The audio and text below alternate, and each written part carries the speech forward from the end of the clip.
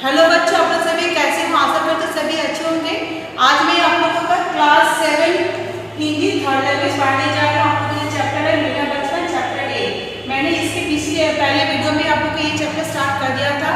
इसमें ये जो है वीडियो, इसके जो लेखक है रविंद्रनाथ ठाकुर जी। तो ये जो चैप्टर है, ये जो कहानी है रविंद्रनाथ ठाकुर जी के बचपन की एक घटना है। आप जैसे जानते हो, रविंद्रनाथ ठाकुर बहुत ही प्रसिद्ध कवि थे।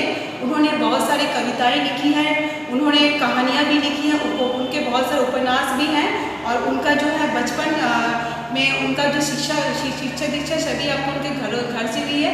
अधिकतर शिक्षा उनके घर से हुई है, लेकिन वो उस शिक्षा के लिए वे विदेश भी गए हैं। और उन्हें गीतांजलि नामक रचना में उन्हें नोबेल पुरस्कार भी मिला है।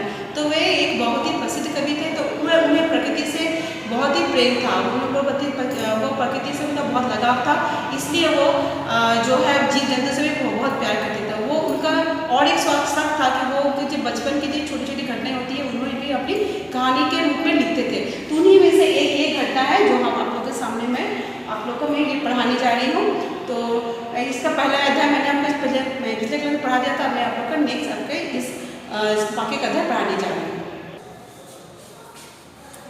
सभी अपना किताब खोलिए, पेज नंबर 55। इसके पहले जैसे मैंने आपको बताया कि वो अपने बचपन में वो जहाँ रहते थे, जिस मोहल्ले में रहते थे, वहाँ पर अधिकतर सभी के घरों में आपका बरामदा हुआ करती थी। और बरामदे में सभी अपने घरों में पिंजरों में पक्षियों को यानी पालतू जानवरों को रखना पसंद करते थे।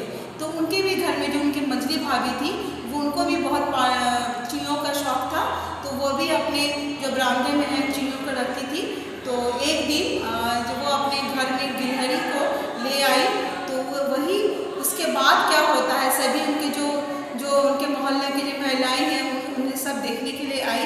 तो उसके बाद क्या, लेकिन रविंद्रनाथ ठाकुर जी का मन बहुत दुख होता था जब इन चिड़ियों को वो देखते थे कि वो पिंजरों में बंद है और वो छटपटाती थी, वो उड़ने के लिए व्याकुल होती थी। उनके देखकर उनका मन बहुत ही दुख होता था। इसके बाद मैं आपको पढ़ाने जा रही हूँ। एक दिन मेरी मंझली भाभी एक पिंजरा लेकर आई। पड़ोस की सभी औरतें नए पक्षी को देखने आई। तो एक दिन क्या हुआ, उनकी जो मंझली भाभी थे एक पिंजरा लेकर आई और पड़ोस की जितनी भी औरतें थी वो पिंजरा देखने आई। मैं भी नए कैदी को देखने पहुंचा। वहां जाकर देखा कि इस बार भाभी एक गिलहरी लाई थी। सभी औरतें भाभी की पसंद की तारीफ कर रही थी। तो इस बार क्या भाभी क्या हुई थी, पिंजरे के साथ वो चिड़िया न ला के गिलहरी लाई थी।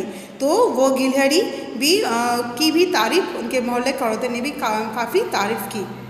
चारों ओर चक्कर लगाती गिलहरी को देखकर मैं परेशान हो गया। मैंने भाभी से कहा, ठीक है। जब सभी औरतें उस जो नई जो चिड़िया को लाई थी सभी जब देखने गए, तो उसके साथ वो भी देखने के लिए गए कि उसकी भाभी क्या लाए। जब वो वहाँ जाते वो देखते कि इस बार उसकी भाभी एक गिलहरी लाई थी। जब उन्होंने उस गिलहरी को देखा, उसके चारों तरफ वो पिंजरे के चक्कर लगा रही थी, जिसे देख कर उन्हें बहुत ही दुख हुआ, जैसे कोई बाहर निकलने के लिए यानी स्वतंत्र होने के लिए छटपटा रहा हो।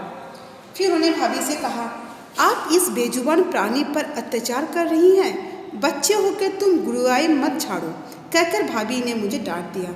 जब उसने भाभी से कहा कि ये जो बेजुबान प्राणी है आप इस पर क्यों अत्याचार कर रही हैं, वो तो बाहर निकलने के लिए व्याकुल है, तब उनकी भाभी ने क्या कहा कि तुम तभी छोटे बच्चे हो, तुम बड़ों के जैसे ऐसे बात नहीं कर सकते हो।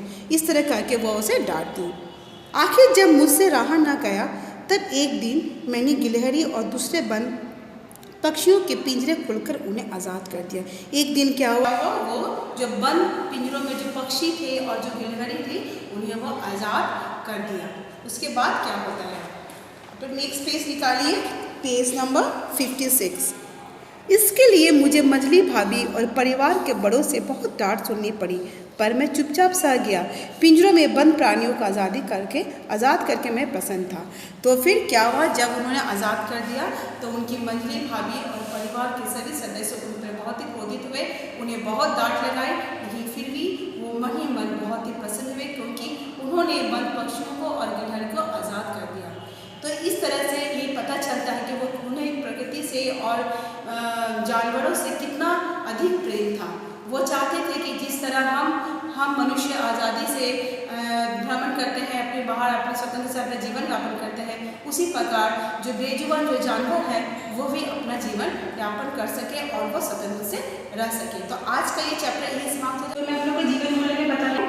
तो स्वतंत्रता के प्रति प्रेम, जैसे मैंने कहा कि उन्हें जीव जंतु से बहुत अधिक लगाव था, इसलिए वो जब भी कोई जानवरों को देखते थे पिंजरों में बंद, कोई भी पालतू जानवर के घरों में रखते हैं या फिर पक्षियों को, तो उनका मन बहुत ही दुखी हो जाता था। वो चाहते थे कि सभी जानवर भी हमारे जिस तरह मनुष्य स्वतंत्र रूप से घूमते हैं, उसी प्रकार पशु पक्षी भी स्वतंत्र रूप से अपना जीवन यापन करें और वो अपने स्वतंत्र रहें। तो मैं आप लोग को इसका कुछ शब्द बताने जा रही हूँ।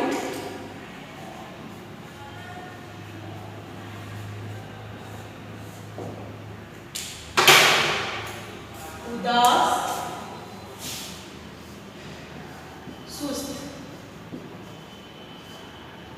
फिर है आपका तारीफ,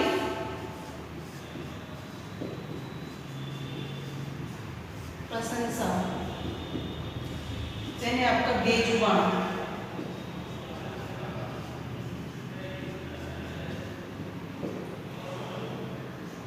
जो ना बोल सके,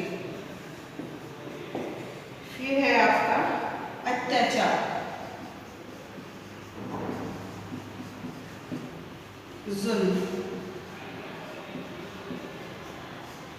तो शब्दार्थ में है उदास यानी सुस्त, तारीफ, प्रशंसा, बेजुबान, जो ना बोल सके, अत्याचार यानी जुल्म। तो ये आप लोग को ये समझ में आ गया शब्दार्थ, आप लोगों को शब्दार्थ की याद करना है किताब से। तो इस तरह से आज का ये जो चैप्टर है आपका खत्म हो गया है। मैं इससे रिलेटेड क्वेश्चन भी आप लोग को भेजूंगी। तो मैं आज का क्लास यही समाप्त करती हूँ। धन्यवाद।